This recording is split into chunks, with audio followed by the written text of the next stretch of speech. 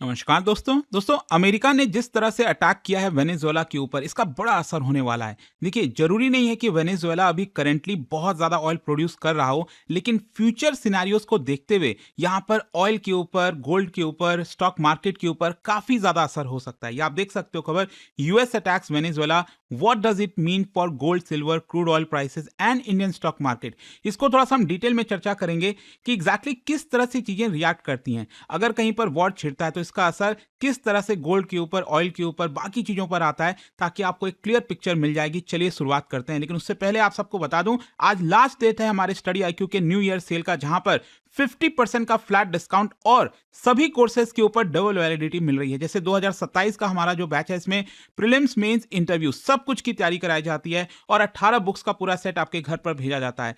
आपको लेना है, लिंक कमेंट सेक्शन में दिया हुआ है। यूज करिए ये कोड अंकित लाइव मैक्सिमम डिस्काउंट के लिए, और ये फोन नंबर है, अगर आपको कोई भी डाउट है, प्रॉब्लम है बैच से रिलेटेड, इस पे कॉल कर सकते हैं। चलिए शुरुआत करते हैं। सबसे पहले, जैसा कि आप सब जानते हो कि जो मड्यूरो हैं उनको कैप्चर किया गया अमेरिका के द्वारा और इस समय न्यूयॉर्क की जेल में वो बंद हैं। देखो, वैसे तो अमेरिका बहुत सारी चीजें बोल रहा है कि हमने इस वजह से पकड़ा, ड्रग्स आ रहा था हमारे देश के अंदर, हमारे नेशनल सिक्योरिटी के लिए खतरा था, और इसलिए हमने यहाँ पर वेनेजुएला पर अटैक करके मड्यूरो को कैप्चर कर लिया। लेकिन सब जानते हैं यहाँ पर एक जो सबसे बड़ा कारण है वो है ऑयल रिजर्व।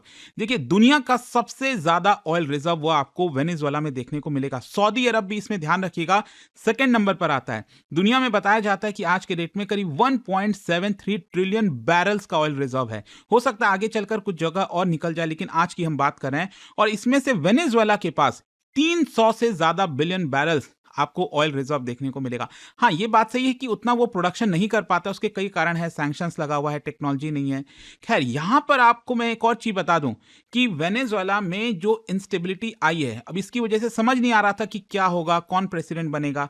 तो क्या हुआ है कि अभी के लिए अगर आप देखोगे, वेनेजुएला की जो सुप्रीम कोर्ट है, उन्होंने ऑर्डर दिया है कि जो डेप्यूटी है इस समय वेनेजुएला की, जैसे प्रेसिडेंट थे मड्यूरो, उनको तो ले गए अमेरिका वाले, अब यहां पर जो वाइस प्रेसिडेंट हैं, जिनका नाम है डेल्सी रॉड्रिगेज, तो उनको अभी के लिए इंटरिम प्रेसिडेंट बनाया गया है। अब देखना होगा इस पे अमेरिका कैसे रिएक्ट करता है, क्या अमेरिका को वो एक्सेप्टेबल होंगी, क्योंकि ट्रंप ने यह बात बोल दी है कि फॉर टेम्पररी पीरियड अमेरिका चलाएगा वेनेजुएला को। अब कैसे चलाएगा, क्या होगा, वो तो समय यहां पर बताएगा।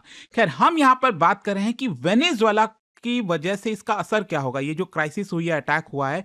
देखो, वेनेजुएला क्यों मायने रखता है ग्लोबल मार्केट्स के लिए, पहले ये समझ लीजिए। देखिए, सबसे पहली बात यह है कि दुनिया का largest proven crude oil reserve ये आपको वेनेजुएला में देखने को मिलेगा। मतलब मैंने आपको पहले ही बताया, 300 बिलियन बैरल से ज्यादा है, तो ये अपने आप में काफी मायने रखता है। फिर इसके अलावा यहाँ पर गोल्ड, आयरन और बॉक्साइट, कॉपर, इन सब की भी लार्ज डिपॉजिट्स हैं। और इनफैक्ट मैं डेटा देख रहा था कि दुनिया में गोल्ड डिपॉजिट के मामले में 26 नंबर पर आता है वेनेजुएला। मतलब भारत से भी कहीं ज्यादा गोल्ड वेनेजुएला में आपको देखने को मिलता है।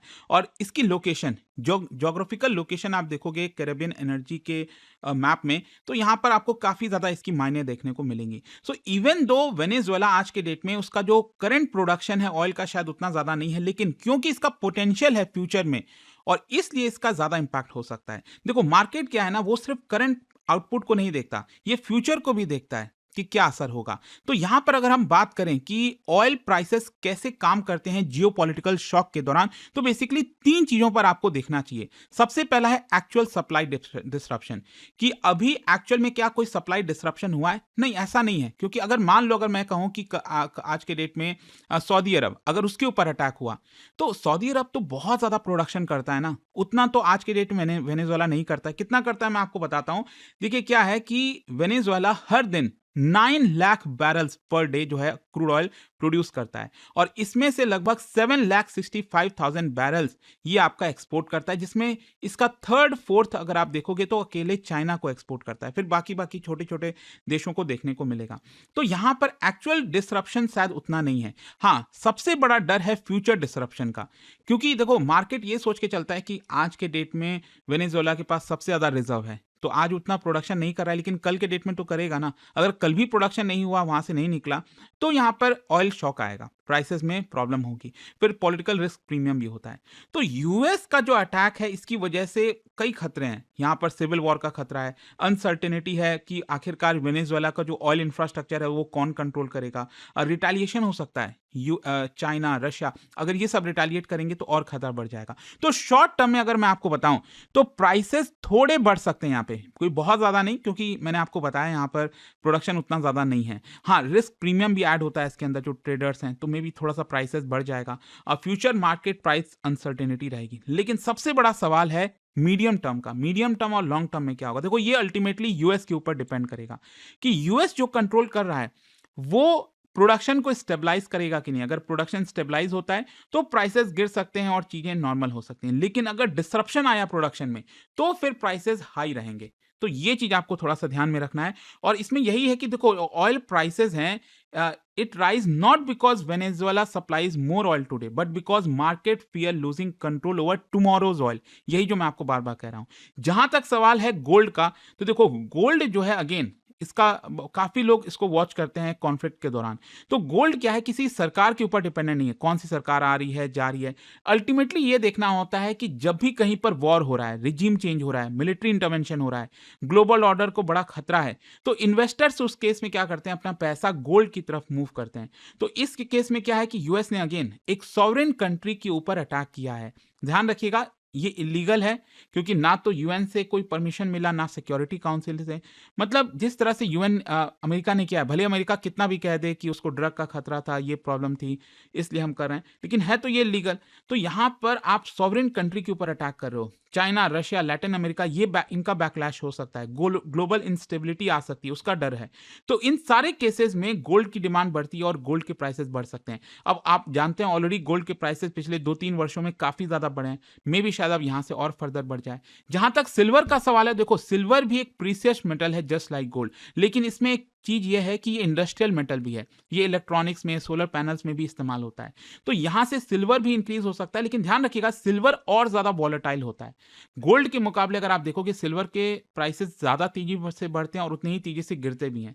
अगर कल के डेट में चीजें सामान्य हो जाती हैं, चीजें ठीक हो जाती हैं, तो उतनी ही तेजी से सिल्वर के प्राइसेस गिर भी सकते हैं, क्योंकि क्या होता है ना, सिल्वर का मार्केट गोल्ड के मामले मुकाबले छोटा है, ठीक है। तो इसकी वजह से, और साथ ही साथ इंडस्ट्रीज में भी इस्तेमाल किया जाता है। तो शॉर्ट टर्म में हो सकता है सिल्वर ज्यादा प्राइसेस बढ़े यहां पर, लेकिन अगर चीजें ठीक हो जाती हैं तो इसके प्राइसेस यहां से गिर भी सकते हैं। जहां तक सवाल है स्टॉक मार्केट का, तो देखिए, इसको आपको थोड़ा सा लिंक करना पड़ेगा। ऑयल के प्राइसेस बढ़ना मतलब इन्फ्लेशन का खतरा, और उस केस में इन्फ्लेशन का खतरा मतलब स्टॉक मार्केट में सेल ऑफ देखने को मिलता है। ऑयल में वोलेटिलिटी होती है, मतलब वोलेटाइल इंडेक्स स्टॉक मार्केट में, आप में से जो लोग स्टॉक में निवेश करते होंगे उनको वीआईएक्स के बारे में पता होगा, तो वो हाई हो जाता है, मतलब स्टॉक मार्केट में उतार चढ़ाव ज्यादा देखने को मिलता है। एनर्जी स्टॉक, इसमें शॉर्ट टर्म में थोड़ी रैली आ सकती है। एयरलाइन, लॉजिस्टिक्स जो है, इनको लॉस हो सकता है। देखो, बेनिफिशियरी कौन है स्टॉक मार्केट में? यूएस की जो ऑयल मेजर है। बोला ये जा रहा है कि जो वेनेजुएला का ऑयल है, पूरा जो इंफ्रास्ट्रक्चर है, उसमें अब यूएस की जो कंपनीज हैं वो यहां पर इंटरेस्ट दिखाएंगी, वो ज्यादा दखल देंगी। डिफेंस एनर्जी कॉम्प्लेक्स जो फर्म है, वो उनको फायदा हो सकता है। लूजर्स कौन है? मैन्युफैक्चरिंग, ट्रांसपोर्ट, एविएशन, क्योंकि वो ऑयल यूज करते हैं ना, मैन्युफैक्चरिंग हो गया, कंज्यूमर डिस्क्रिशनरी जो स्टॉक्स हो गए, उनको यहां पर लॉस है। देखो, रिस्क ऑफ सेंटिमेंट आप समझिए, जब भी जियोपॉलिटिकल शॉक होता है, इन्वेस्टर्स इक्विटीज को बेचते हैं, मतलब स्टॉक मार्केट में बेचते हैं अपने स्टॉक्स को, सेफ हेवन की तरफ जाते हैं। सेफ हेवन मतलब गोल्ड हो गया, डॉलर हो गया, और साथ ही साथ जो इमर्जिंग मार्केट है वहां पर अपना एक्सपोजर कम कर देते हैं, मतलब अपना जो निवेश है उसको थोड़ा सा कम कर देते हैं। और इसके अलावा जो टेक टेक वाले स्टॉक्स हैं, वहां पर ऑलरेडी वैल्यूएशन काफी हाई चल रहे थे, तो वो और ज्यादा करेक्ट हो सकता है, वहां से और गिरावट हो सकती है। अच्छा, मनी जाता कहाँ है? मैंने आपको बोला गोल्ड की तरफ, यूएस डॉलर की तरफ, यूएस का जो ट्रेजरी बॉन्ड है उसकी तरफ जाता है। इक्विटी मार्केट का कॉन्सिक्वेंस ये होता है, देखो, जो लिक्विडिटी है ना, वही सबसे ज्यादा मायने रखती है स्टॉक मार्केट के अंदर। अगर लिक्विडिटी है, अगर पैसा आ रहा है मार्केट में, तो स्टॉक मार्केट बढ़ता जाएगा, अगर पैसा जा रहा है स्टॉक मार्केट गिरेगा। सो यहां पर जो इक्विटी वैल्यूएशंस हैं वो कंप्रेस हो सकते हैं, एंड ये मायने इसलिए रखता है क्योंकि stock markets are liquidity driven. When money shifts to bond and gold, equities को गिरना ही गिरना है, भले ही यहां पर कोई कंपनी अच्छा परफॉर्म करे ना करे। हो सकता है एकदम अच्छा कोई कंपनी जो है, एक सेक्टर जो है, मान लो बहुत अच्छा अर्निंग दे रहा है, प्रॉफिट दे रहा है, लेकिन क्योंकि ये सिचुएशन बनी हुई है उसकी वजह से स्टॉक मार्केट नेगेटिव में ही रहेगा।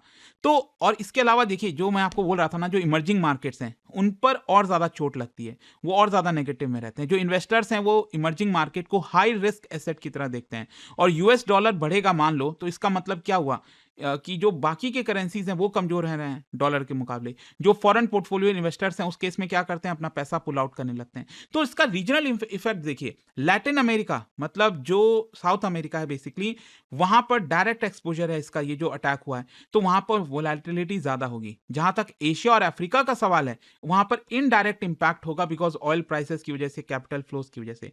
सो वो देश स्पेशली जो ऑयल इंपोर्ट कर रहे हैं उनके ऊपर डबल शॉक है। जैसे भारत हो गया, हायर क्रूड के प्राइसेस बढ़ेंगे तो हमें और ज्यादा प्रॉब्लम होगी, और साथ ही साथ हमारा करेंसी डेप्रिशिएट हुआ ही है 90 से ज्यादा, और ज्यादा डेप्रिशिएट होगा, तो हमारे लिए डबल शॉक है। और दूसरा एक और चीज मैं बता दूं, यहां पर डिफेंस स्टॉक्स को काफी फायदा होता है जब भी वॉर होती है। Military engagement, higher defence spending, मतलब नेटो और यूएस के जो अलाइज हैं वो अपने आप को प्रिपेयरनेस बढ़ा देंगे। तो टिपिकली ये देखने को मिलता है यूएस के जो डिफेंस कॉन्ट्रैक्ट हैं, साइबर सिक्योरिटी फर्म हो गए, सर्विलेंस सैटेलाइट कंपनीज हो गई, इनको बेनिफिट होता है, और इसकी वजह से सेक्टोरल डाइवर्जेंस आपको देखने को मिलेगा। मतलब मार्केट के अंदर ऐसा नहीं है कि सभी स्टॉक फॉल हो रहे हैं, बेसिकली काफी सारे जो सेक्टर्स हैं वहां से पैसा शिफ्ट होके डिफेंस स्टॉक की तरफ चला जाता है। और अक्सर पता नहीं, मतलब ये कोइंसिडेंट कहिए, अमेरिका की चाल कहिए, जो भी है, जब भी लगता है कि दुनिया चलो अब वहां पर वॉर कोई खत्म हो रहा है, चीजें नॉर्मलाइज हो रही हैं, फिर से वॉर स्टार्ट होने लगता है। मतलब क्या अमेरिका ये करता है, आप सब जानते होंगे, मुझे कोई बहुत ज्यादा बताने की जरूरत नहीं है। लेकिन जहां तक सवाल है कि आगे क्या होगा, व्हाट नेक्स्ट, अब डिपेंड्स अपॉन द सिचुएशन। अगर कॉन्फ्लिक्ट और ज्यादा खींचता है, और ज्यादा चलती है, तो ऑयल के प्राइसेस और बढ़ेंगे, स्टॉक्स नीचे जाएंगे।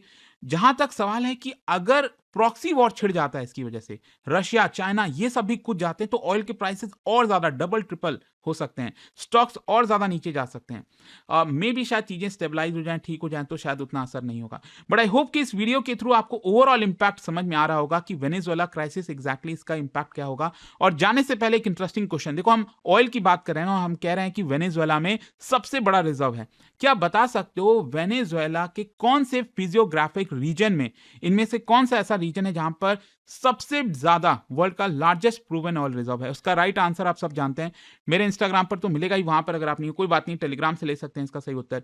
और दोस्तों, जैसा मैंने आपको बताया, अगर आप यूपीएससी की तैयारी करें, आज लास्ट डेट है न्यू ईयर सेल का, 50% डिस्काउंट प्लस डबल वैलिडिटी आपको मिलेगी रात 12 बजे तक। आप इसका ज्यादा फायदा उठाइए। जैसे 2027 का हमारा प्रतिज्ञा बैच है, इसमें प्रीलिम्स, मेंस, इंटरव्यू सब कुछ की हम तैयारी कराते हैं। इनफैक्ट अगर आप प्रीलिम्स क्रैक कर लेते हो, पूरा फी भी आपको रिफंड किया जाएगा, 18 बुक्स का पूरा सेट आपके घर पर भेजा जाएगा।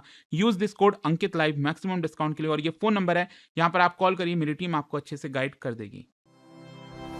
स्टडी IQ IAS, आपका सिलेक्शन हमारा मिशन।